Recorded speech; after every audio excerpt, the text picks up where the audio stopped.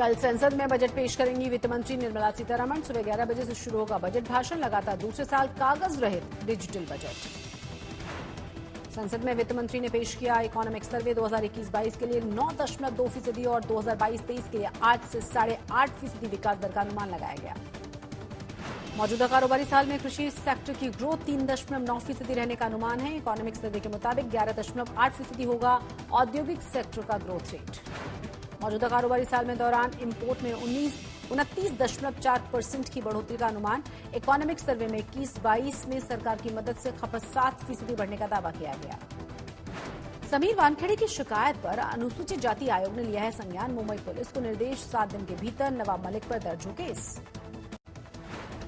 नवाब मलिक ने आरोप लगाया है कि वानखेड़े मुसलमान है पर खुद को अनुसूचित जाति का बताकर उठाया है आरक्षण का फायदा। मलिक के आरोपों की जांच कर रही है फास्ट स्क्रूटनी कमेटी।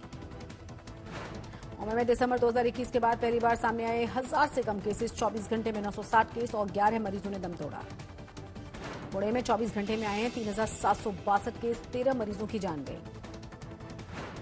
पूरे महाराष्ट्र में 24 घंटे में 15,140 केसेस सामने आए हैं। ओमिक्रॉन के मिले हैं 91 केसेस।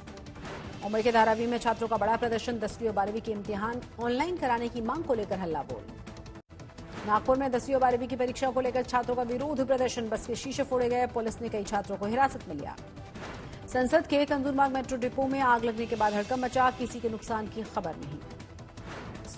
महाराष्ट्र के स्वास्थ्य मंत्री राजेश टोपे ने किया है सुपरमार्केट में वाइन बेचने की अपनी सरकार के फैसले का बचाव। कहा, वाइन सेहत के लिए अच्छी नहीं पर इससे किसानों को फायदा होगा। महाराष्ट्र के पिंपरी चिंचवाड़ में पुलिस ने सोशल मीडिया पर अश्लीलता फैलाने के आरोप में 2 युवतियों और उनके एक साथी को गिरफ्तार किया है। थेरगांव क्वीन के नाम से चलाते थे अकाउंट। पिंपरी चिंचवाड़ में पुलिस ने 3 और युवकों को भी गुंडागर्दी के आरोप में गिरफ्तार किया। सिर मुंडवाकर बाहर जुलूस निकाला।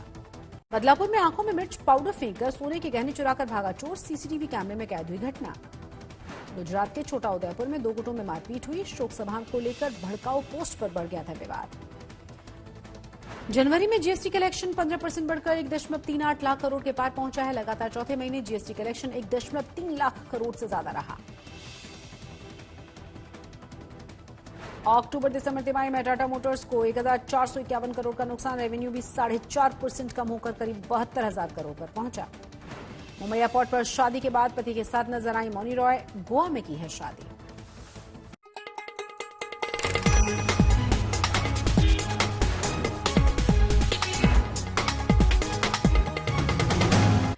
कल साल 2022-23 का बजट पेश होने वाला है। कोरोना काल में पैदा हुई मुश्किलों के अलावा सरकार के किए वादे भी इस बार वित्त मंत्री निर्मला सीतारमण के सामने चुनौतियां बनकर खड़े हैं।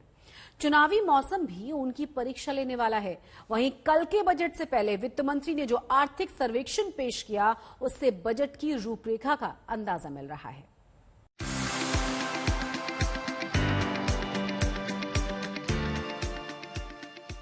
ये बजट सत्र विश्व में सिर्फ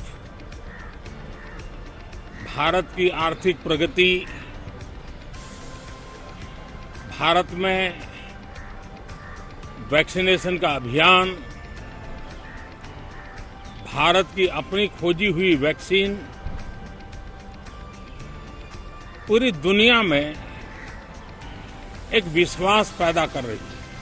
बजट में हम व्यापारियों के लिए छूट चाहते हैं कि आपका इनकम टैक्स में छूट हो, जीएसटी का आराम से भरा जाए। महंगाई की मार सब तरफ पड़ी हुई है और भयंकर मार है महंगाई की। जब हम लोग कुछ कमा ही नहीं रहे हैं तो हम खर्चा कैसे करें? तो सरकार ने पिछले 2 साल में व्यापारियों के लिए क्या किया? कि टैक्स में दुकानदारों को छूट मिलनी चाहिए सरकार द्वारा। और दूसरा, महंगाई बहुत बढ़ती जा रही है। हर एक का एक फिक्स बजट होता है। जब दुकानें कम देर खुलती हैं तो वो कैसे अपने रोजमर्रा की जरूरतें पूरी कर पाएगा? कोरोना काल में वित्त मंत्री निर्मला सीतारमण से अर्थव्यवस्था में जान फूंकने वाले बजट की उम्मीद है। कल वित्त मंत्री बजट पेश करेंगी, मगर उससे पहले उन्होंने आर्थिक सर्वे में खुशी और गम की तस्वीर पेश की।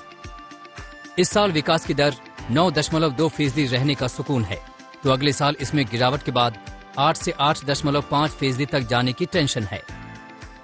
We want manufacturers to come into India is clearly to say we want to build on our strength, but yet link with the global value chains.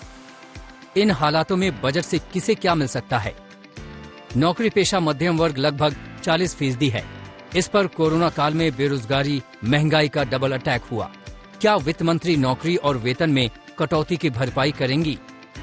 मध्यम वर्ग के हाथों में पैसा नहीं आया और उसने खर्च नहीं किया तो खामियाजा देश के विकास को ही भुगतना होगा। इस पर टैक्स में छूट पर सबकी नजर है। मौजूदा समय में टैक्स छूट की लिमिट 2.5 लाख रुपए है। ये पिछले करीब 8 सालों से नहीं बढ़ी है। आखिरी बार टैक्स छूट की लिमिट को 2 लाख रुपए से बढ़ाकर 2.5 लाख रुपए किया गया था। क्या इस बार ये लिमिट 3 लाख होगी? चुनावी मौसम में आ रहे बजट पर किसानों का मुद्दा छाया रहेगा। 2022 तक किसानों की आय दोगुनी करने का वादा मोदी सरकार ने किया था। 2016 में किए गए वादे को 6 साल हो गए। क्या इस बार बजट में किसानों की आय बढ़ाने के ऐलान होंगे? दरअसल महंगाई भी मुंह बाई खड़ी है। दुनिया इससे परेशान है, मगर भारत में मामला कुछ ज्यादा ही खराब है। वहीं बेरोजगारी की समस्या भी सरकार को डरा रही है। तो क्या कल वित्त मंत्री जी इन सारी समस्याओं का समाधान देने वाला बजट लेकर आ रही हैं? आज तक ब्यूरो।